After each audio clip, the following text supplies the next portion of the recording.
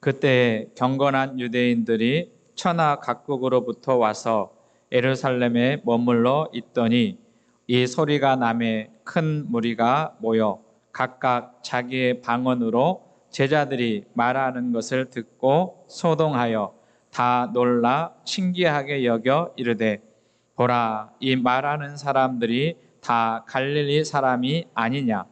우리가 우리 각 사람이 난 곳 방언으로 듣게 되는 것이 어찌 됨이냐? 우리는 바데인과 메데인과 일람인과 또 메소보다미아, 유대와 갑바도기아, 본도와 아시아, 프루기아와 밤빌리아, 애국과 및 구레네에 가까운 리비아 여러 지방에 사는 사람들과 로마로부터 온 나그네 곧 유대인과 유대교에 들어온 사람들과 그레데인과 아라비아인들이라. 우리가 다 우리의 각 언어로 하나님의 큰 일을 말함을 듣는도다 하고 다 놀라며 당황하여 서로 이르되, 이 어찌 된 일이냐 하며, 또 어떤 이들은 조롱하여 이르되 그들이 새 술에 취하였다 하더라. 아멘. 지금 가을이어서 우리 주변에 가을꽃이 예쁘게 피어 있잖아요. 우리 얼굴도 아름답게 피어나는 은혜가 있었으면 좋겠습니다. 그래서 내가 지을 수 있는 가장 아름다운 미소를 지으시고 우리 좌우 옆에 계신 분들하고 인사 나누겠습니다. 사랑합니다. 사랑합니다. 우리 저를 한번 따라 할까요? 한 사람이 한 영혼을 주님께로. 우리 지금 새생명 축제를 위해서 기도하고 주의 은혜를 구하는데, 우리 한 사람 한 사람이 한 영혼을 주님께로 인도해내는 은혜가 있기를 소망합니다. 우리가 사도행전을 읽어가고 있는데, 새벽에 사도행전을 읽어가고 있는데, 사도행전 1장에는 예수님께서 승천하시기 전에 예루살렘에 제자들과 또 120명의 성도들을 모아놓고 아버지께서 약속하신 성령을 기다려라 이렇게 말씀하셨어요. 그러니까 예루살렘을 떠나지 말고 아버지께서 약속하신 성령을 기다리라. 그래서 제자들을 비롯한 성도들은 다락방에 모여서 기도하면서 주님이 보내주시고자 하시는 성령을 기다리는 내용이 사도행전 1장에 기록되어 있습니다. 그리고 사도행전 2장에는 기도하며 기다리는 공동체 위에 드디어 성령께서 오셨다 이렇게 기록해요. 사도행전 2장은 사도행전 역사의 아주 중요한 내용을 기록하고 있습니다. 성령께서 각 사람 위에 임하셨어요. 함께 기도하고 주의 약속의 말씀을 붙들고 성령을 사모하는 사람들에게 성령께서 임하시자 이 사람들이 어떻게 보면 변화가 되고, 그리고 다락방을 나와서 하나님의 일을 증거하기 시작한 것을 기록하고 있습니다. 각자에게 주신 언어, 이 사람들은 원래 갈릴리 사람들이었지만 각자에게 주신 하나님의 말씀, 하나님의 말하게 하심을 따라서 사람들에게 증거하기 시작했어요. 그들이 전한 내용은 뭐냐면 하나님의 큰 일이었다 이렇게 사도행전 우리에게 소개하고 있습니다. 성경은 이런 배경을 가지고 있어요. 이스라엘 공동체, 특별히 구약의 전통에 있고 유대교에 있는 사람들에게 하나님께서 1년에 3번씩 꼭 보여라 그렇게 말씀하셨잖아요. 그래서 3대 절기라 이렇게 말하는데, 하나는 무엇이냐면 무교절이라고도 하는 유월절, 두 번째는 오순절이라고도 하는 또는 칠칠절이라고 성경이 기록하는 우리는 맥추절 이렇게 생각하는데, 두 번째, 세 번째는 뭐냐면 수장절, 이렇게 곡식을 다 저장해 놓고 하나님께 감사하는 이 세 절기는 반드시 하나님 앞에 보여라 이렇게 말씀해요. 오늘의 본문의 배경은 오순절에 흩어져 있던 사람들, 이런 사람들을 디아스포라 그렇게 말해요. 우리도 다양한 이유로 흩어져 있지 않습니까? 아마 전 세계 우리 한국 사람들이 들어가 있고 또 선한 영향력을 끼치고 있다라고 하는 그러한 보도를 보고 있지 않습니까? 이스라엘 공동체, 특별히 유대인들이 박해나 어려움 때문에 고향을 떠나서 각자 삶의 터전을 이루고 흩어져 있는 나라에서 아무나 예루살렘으로 오지 않지요. 그러니까 본문은 뭐라고 이야기하냐면 경건한 유대인들 이렇게 말해요. 그러니까 여러분, 하나님의 말씀을 지키고 그 말씀을 따라 살려고 하는 그런 마음이 있는 사람들. 그러니까 오늘도 우리 그러지 않아요? 하나님께 예배하는 날 소망하고 또 하나님 기쁨으로 감사함으로 예배하는 우리처럼 하나님 중심의 삶을 살려고 하는 사람들. 그러지 않은 사람들은 뭐 날씨가 좋다, 또 꽃이 많이 피었다, 뭐 다양한 이유로 다 다니지만 하나님 앞에 바로 서고자 하는 사람들이 하나님 앞에, 그래서 성경 경건한 유대인들이 천하 각국에서 예루살렘에 머물렀다 이렇게 말해요. 그러니까 이렇게 많은 사람들이 머물러 있는데 하나님께서 성령을 기도하는 공동체에게 보내주셨습니다. 그래서 6절 말씀에 보면 이 소리가 나며 큰 무리가 모여 각각 자기의 방언으로 제자들이 말하는 것을 듣고 소동했다. 그러니까 읽지는 않았지만 1절에서 4절까지 하나님께서 말씀하신 성령을 보내주셨고 그 성령의 말하게 하심을 따라서 사람들이 말하기를 시작했는데 6절에 보면 그 이야기를 듣고 사람들이 소동했다 이렇게 말해요. 이 소동했다라고 하는 표현은 놀란 일이 벌어진 거예요. 전혀 경험하지 않고 생각하지 않았던 일들. 쉽게 말하면 기적이 일어나면 어디 가냐면 사람들이 수군거리고 놀란 그러한 일들이 있지 않습니까? 그러니까 이 공동체 안에, 이 사람들 안에 경험하지 않은 또 한 번도 생각하지 않은 그러한 일들이 일어나서 사람들이 소동하게 됐어요. 저 말씀을 묵상하면서 우리 신풍교회도 하나님의 일로 소동하는 일이 일어났으면 좋겠어요. 세상의 일이 아니라 하나님의 일로 사람들이 놀라고 치유가 일어나고 회복이 일어나고 절망했던 사람들이 다시 소망을 갖고 그리고 꿈을 꾸는 그러한 일들이 교회 가운데 우리 성도님들 가운데 일어날 수 있기를 소망합니다. 하나님의 일이 일어나게 되어서 사람들이 놀라게 됐는데 성령 받은 사람들이 그러면 무슨 일을 했느냐라고 하는 거예요. 오늘 본문 11절 하반절에 보면 하나님의 큰 일을 말했다 이렇게 말해요. 무슨 일이요? 누구의 일? 하나님의 큰 일. 이렇게 말하게 되었다라고 하는 것을 오늘 본문이 이야기하고 있습니다. 사실 언어가 하나 된다라고 하는 건 대단히 중요하잖아요. 이스라엘 백성들에게 있어서 이 언어가 하나 된다, 또 오늘날 언어가 하나가 된다라고 하는 건 대단히 중요한 의미를 가지고 있습니다.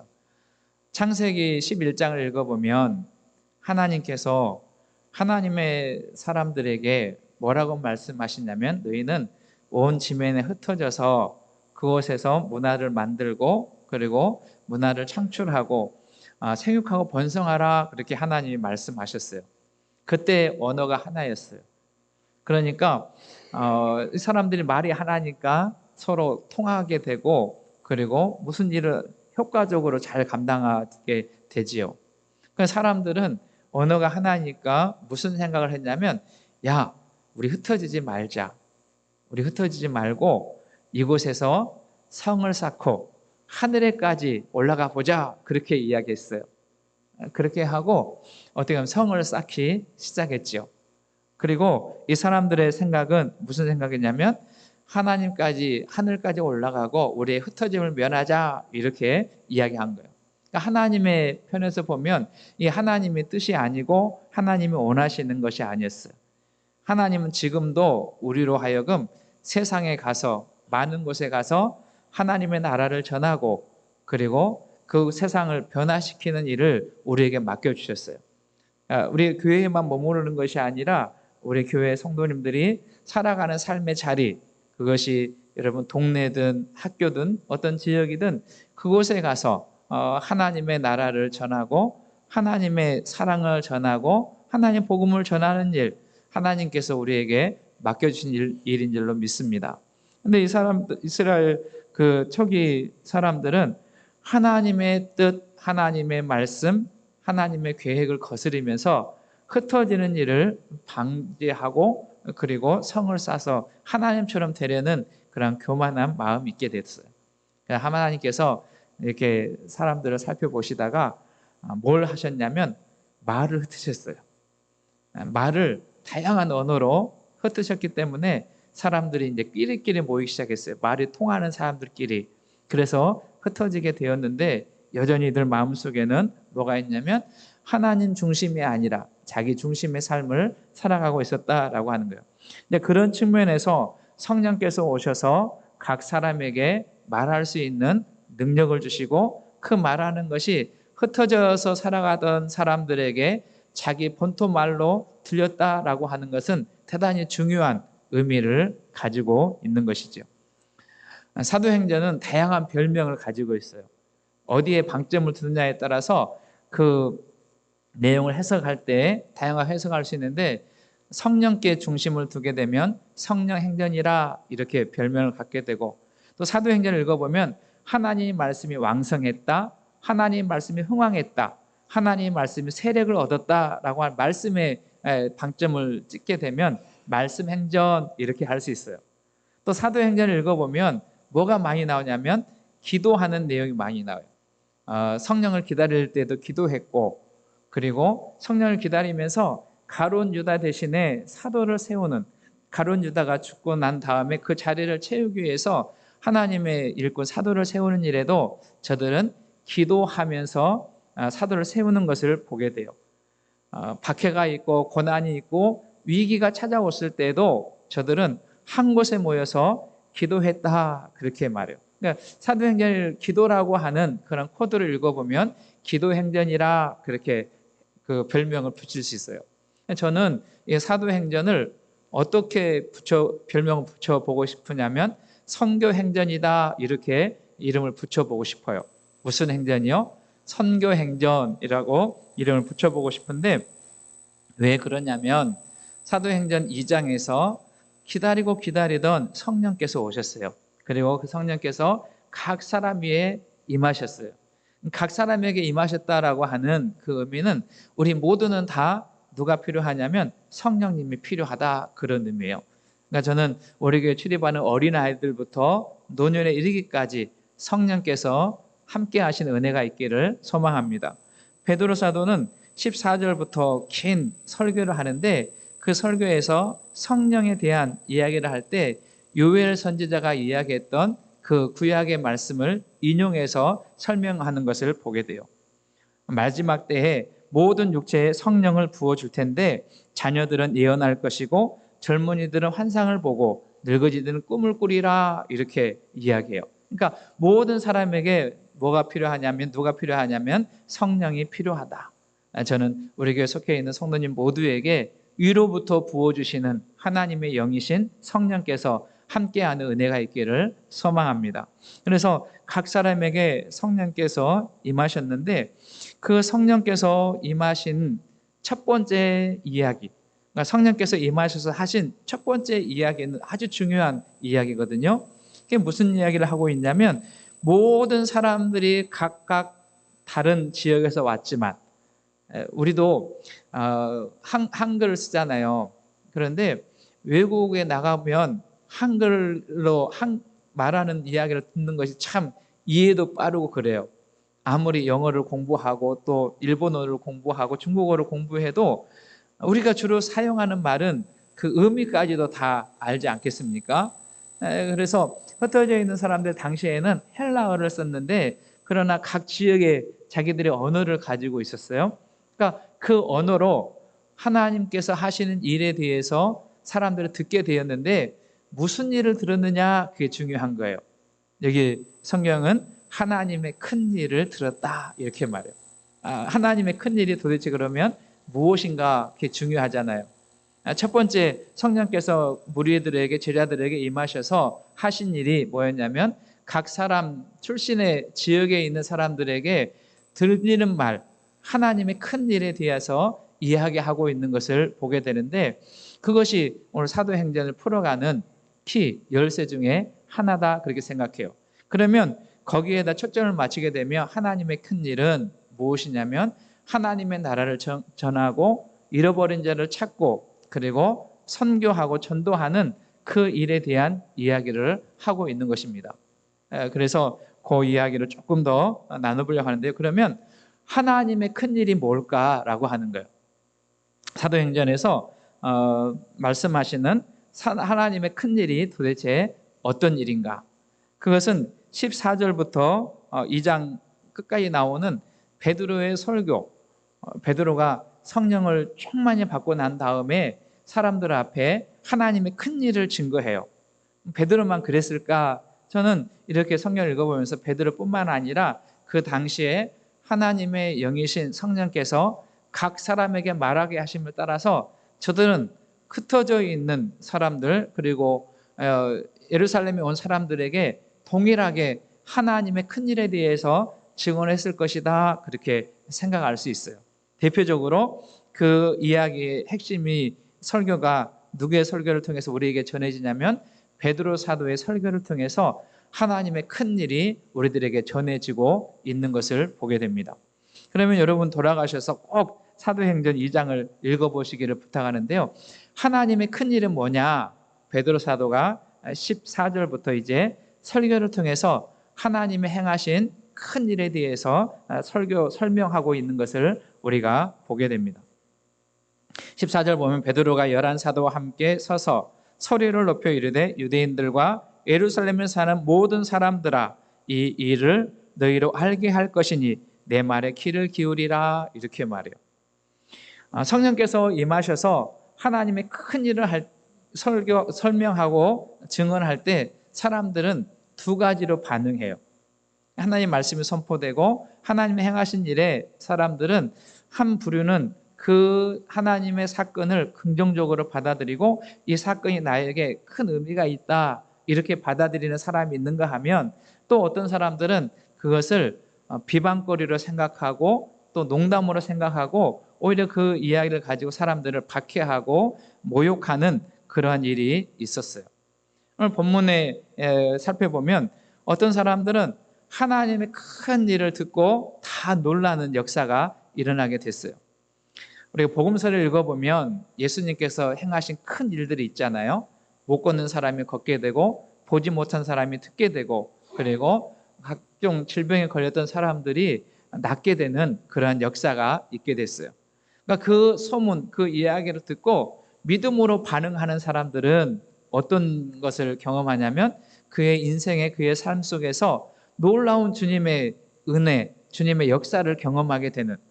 예수님께서 찾아나온 사람들에게 한 말씀 하세요. 뭐라고 말씀하시냐면 내 믿음대로 될지어다. 내 믿음이 너를 구원하였다, 이렇게 말해요. 바라기는 우리 신풍교회에 속해 있는 성도님들이 하나님의 말씀에, 하나님의 역사에 믿음으로 반응하는 은혜가 있기를 주의 이름을 축원합니다. 그때 하나님의 놀라운 역사가 우리 가운데 경험되어지고 또 우리 안에 일어나는 것을 보게 될 거예요. 근데 어떤 사람들은 이 일로 인해서 오히려 저 사람들은 세술에 취했다 하면서 조롱하고 비웃는 사람들이 있어요. 여러분, 이 사람들에게는 전혀 하나님의 역사에도 하나님이 일하시는 일들이 저들 가운데 경험되지 않는 일들이 되는 거죠. 베드로는 이 이야기를 듣고 무슨 생각했냐면 그 전에는 베드로는 아주 성질이 다혈질적인 사람이지 않습니까? 급하고 또 예를 들어서 예수님을 잡으려고 제사장들과 무리들이 찾아오잖아요.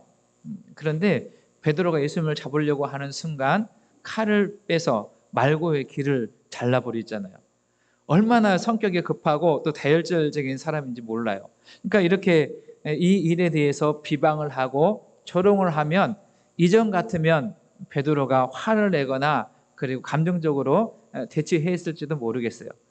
근데 여러분, 성령께서 우리 가운데 오면 우리의 말이나 우리의 생각이나 우리의 성격도 변화되는 줄 믿습니다. 온화하고 따뜻하고 합리적인 말을 하게 되고 때에 적절한 언어를 사용하게 돼요. 베드로는 화를 내거나 감정적으로 대처하는 것이 아니라 너희들이 미쳤구나, 너희들이 세술에 취했구나, 그렇게 조롱해도 여러분 그러지 않습니다. 지금은 아침 9시입니다. 그러니 한번 생각해 보십시오. 술은 언제 먹냐면 밤에 먹고 밤에 취하고 밤에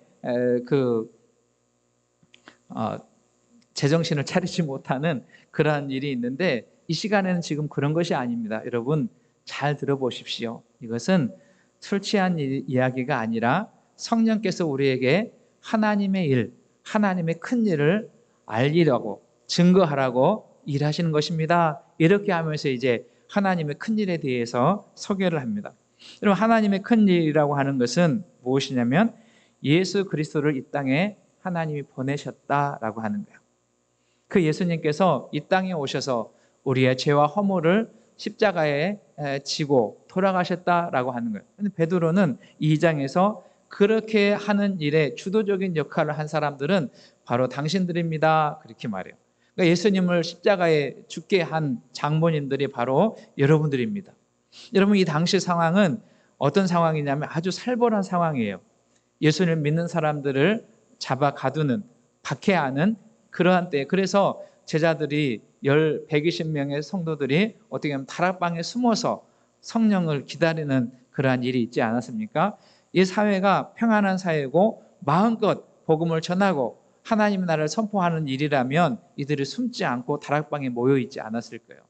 지금도 여전히 고난이 있고 박해가 있는 그런 상황 속에서 어떻게 하다 말을 잘못하게 되면 붙잡힐 수도 있고 죽을 수도 있는 그런 상황 속에서 베드로는 담대하게 여러분들이 예수님을 십자가 못 박혀 죽게 했습니다, 이렇게 말하는 거예요.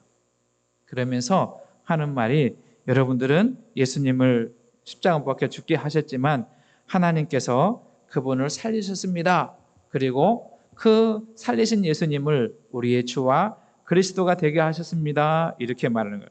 여러분 읽지는 않았지만 한번 보실까요? 36절 말씀, 2장 36절에 있는 말씀 같이 보겠습니다. 시작. 그런즉 이스라엘 온 집은 확실히 알지니 너희가 십자가에 못 박은 이 예수를 하나님이 주와 그리스도가 되게 하셨느니라 하니라. 이렇게 담대하게 하나님의 큰 일을 증거하게 되는, 그래서 여러분들이 죄에서 용서함을 받게 되었고 죽을 사람들이 새 생명을 얻게 되는, 영생을 얻게 되는 일을 여러분이 받게 되었습니다. 이것이 하나님의 큰 일이요, 우리는 이 일의 증인입니다, 이렇게 설교를 하는 거예요. 저는 이 하나님의 큰 일이 오늘 우리들에게도, 그리고 우리가 전도하고자 하는 우리 친구들과 이웃들과 가족들에게도 일어나는 역사가 있기를, 믿어지는 역사가 있기를 주님의 이름으로 축원합니다. 하나님의 큰 일이라고 하는 것은 조직신학자고 또 목사인 헤리만 바빙크라고 하는 사람이 아주 두꺼운 책을 썼는데, 그 내용을 요약하면 하나님의 큰 일은 하나님께서 인간을 구원하시는 역사, 하늘 보좌를 내려놓으시고 가장 낮은 인간의 모습으로 오셔서 우리의 죄와 허물을 대신 지시고 우리에게 영원한 생명을 주시기 위한 하나님의 일이라, 이렇게 설명해요. 여러분, 그 사실이 믿어지는 것 큰 은혜인 줄로 믿습니다. 아직도 이 사실을 알지 못하는 우리 이웃들에게 저와 여러분들이 하나님의 큰 일을 전하는 복의 통로가 되시기를 주의 이름으로 축복합니다. 말씀을 정리합니다. 이번 10월 26일 우리가 기도하면서 새 생명 축제를 준비하고 주의 은혜를 사모합니다. 저는 이 일이 우리가 평생 동안 이 땅에 살아가는 날 동안 우리의 꿈이 되고 우리의 목적이 되는 은혜가 있었으면 좋겠습니다. 하나님은 우리로 하여금 하나님을 잃어버리고 방황하는 사람들에게, 영원한 생명을 잃어버리고 하나님을 떠나 등 돌리고 살아가는 사람들에게 우리로 하여금 하나님의 큰 일을 전하도록 위임을 해주시고 그 사명을 맡겨주셨습니다. 그 일을 감당할 수 있도록 주의 성령께서 우리 가운데 함께 하시기를 소망합니다. 그래서 일주일 앞에 놓고 내일 새벽부터 일주일 동안 새 생명 축제를 위해서 기도회를 하려고 해요. 지금까지 기도해 오시고 주의 은혜를 구하셨는데 이 시간들을 통해서 위로부터 부어주시는 성령의 역사하심이 우리 입술 가운데, 우리의 마음 가운데, 그리고 우리의 몸과 손을 통해서 일하시는 은혜가 있기를 소망합니다. 그래서 우리 입술에 하나님의 성령의 권세로 인해서 굳게 닫힌 마음의 문이 열리는 그러한 기적과 같은 하나님의 큰 일이 일어나게 되고 죽을 영혼이 살아나게 되는, 죄 가운데 영원히 멸망할 수밖에 없는 인생이 죄사함의 은총을 경험하고 영원한 하나님의 나라의 복을 누리는 일에 우리 신품교회 성도님들과 우리 한 분 한 분이 쓰임받는 역사가 있기를 소망합니다. 여러분, 하나님의 일이, 하나님의 큰 일이 임하게 되면 소동이 일어나요. 여러분, 그 소동은 사람의 일로 일어나는 것이 아니라 하나님의 역사하심으로 일어나는 소동입니다. 저는 이 소동이 우리 신품교회, 잠잠했던 교회, 그리고 하나님의 영광을 사모하는 우리 교회 가운데 성령의 역사하심으로 소동이 일어나는 그 일이 우리 가운데 있기 원하고, 그 소동이 파장을 일으켜서 우리가 살아가고 있는 군산 도성에, 그리고 우리 기독교 대한복음교회 위에, 그리고 교회들 위에 함께 하셔서 하나님의 역사가 나타나는 은혜 있기를 소망합니다. 하나님의 큰 일은 하나님의 구원 역사, 하나님께서 이 땅 가운데 독생자를 보내주시고 우리의 죄와 허물을 십자가에 다 용서해 죽으시고 부활하셔서 다시 오신다고 하는 그 하나님의 역사가 우리 가운데 믿어지고, 그 일로 인해서 우리 안에 참 자유와 기쁨이 있는 그런 삶을 살아가는 역사가 있기 원하고, 아직도 그 하나님의 큰 일을 알지 못하는 이웃들에게 담대하게 선포할 수 있는 그러한 일들이 성령으로 통해서 우리 가운데 나타나기를 주님의 이름으로 축원합니다. 성령께서 도와줄 줄로 믿습니다. 우리 옆에 계신 분 한번 격려할까요? 저 보지 마시고요, 옆에 계신 분 보고 낙심하지 마십시오. 성령께서 도와주실 것입니다. 성령께서 도와주실 거예요. 낙심하지 마시고 포기하지 마시고 성령과 동행하는, 그래서 하나님의 큰 일을 전하는 복의 통로가 되는 우리 모두가 되시기를 소망합니다.